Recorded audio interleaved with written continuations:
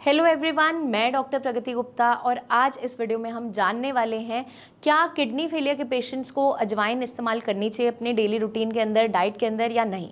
तो जब भी कोई पेशेंट हमारे पास आता है, मोस्टली हम क्लिनिक में देखते हैं, तो सबसे मेजर सवाल उसका दवाई से रिलेटेड कम रहता है, डाइट से लेकर ज़्यादा रहता है, क्योंकि मैक्सिमम चीज़ें उसके खाने के अंदर बंद हो जाती है। उसे लगता है मेरे पास खाने के लिए कुछ बचा नहीं, उनकी क्वेरीज होती है। इसीलिए हम आज ये वीडियो लेकर आए हैं कि अजवाइन अपनी डेली रूटीन में खाना है किडनी फेलियर के पेशेंट को या नहीं। क्योंकि कभी कभार जब हम उन्हें बोलते हैं कि आपको एक नॉर्मल बेसिक डाइट खाना है और समझाते हैं, तो कुछ लोग बहुत ज़्यादा स्ट्रिक्ट डाइट फॉलो करने लग जाते हैं, बिल्कुल उबाल कर खाना दे रहे हैं, लीच करके खाना दे रहे हैं।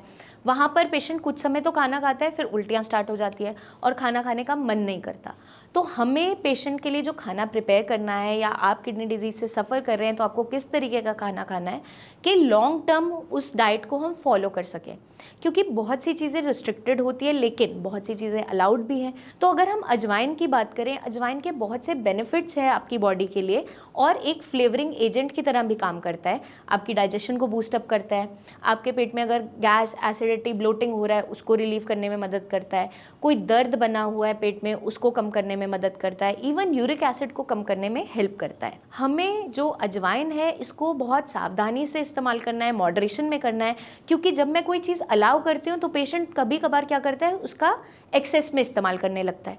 तो हम एक कॉशन के साथ पेशेंट को समझाते हैं, आप अपने कुछ फूड आइटम्स के अंदर, जैसे आप मूली का पराठा बनाकर खा रहे हो, स्टफ्ड रोटी खा रहे हो, या गोभी को आटे में गूंथ के खा रहे हो, या उसकी सब्जी खा रहे हो, जहाँ पर आपको गैस्ट्रिक इश्यूज बनते हैं, गैस ब्लोटिंग बनती है, तो उन आइटम्स के अंदर आपको अजवाइन का इस्तेमाल ज़रूर करना है, क्योंकि वो आपकी डाइजेशन को बूस्ट करेगा और आपको इन सारी परेशानियों से बचाएगा। अब अगर हम अजवाइन की बात करें तो इसके अंदर सोडियम, पोटाशियम, फॉस्फोरस, कैल्शियम सबकी मात्रा काफ़ी ज़्यादा प्रेजेंट होती है।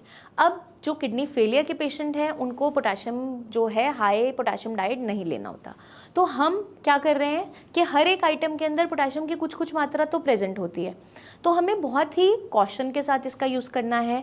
हम क्या कर सकते हैं, डेली रूटीन में रेगुलर बेसिस पे यूज़ ना करते हुए कभी कभार, जैसे आप रोटी के अंदर डाल रहे हो या कोई ऐसी वेजिटेबल, जैसे मैंने आपको बताया कि जो गैस ब्लोटिंग करती है, उसके साथ आप इसको ले सकते हैं, पाउडर बना के ले सकते हैं। अगर आपको इंडाइजेशन बहुत ज़्यादा बनता है, गैस एसिडिटी बनती है, खाना पच नहीं रहा ठीक से, तो भी आप अजवाइन का इस्तेमाल कर सकते हैं।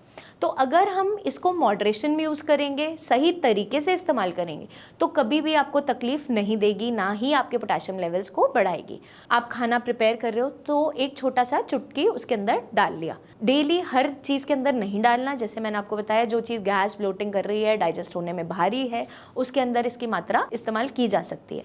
तो इस तरीके से अगर आप यूज़ करोगे तो आपको बेनिफिट्स ही मिलेंगे और कोई तकलीफ़ें नहीं बढ़ेगी।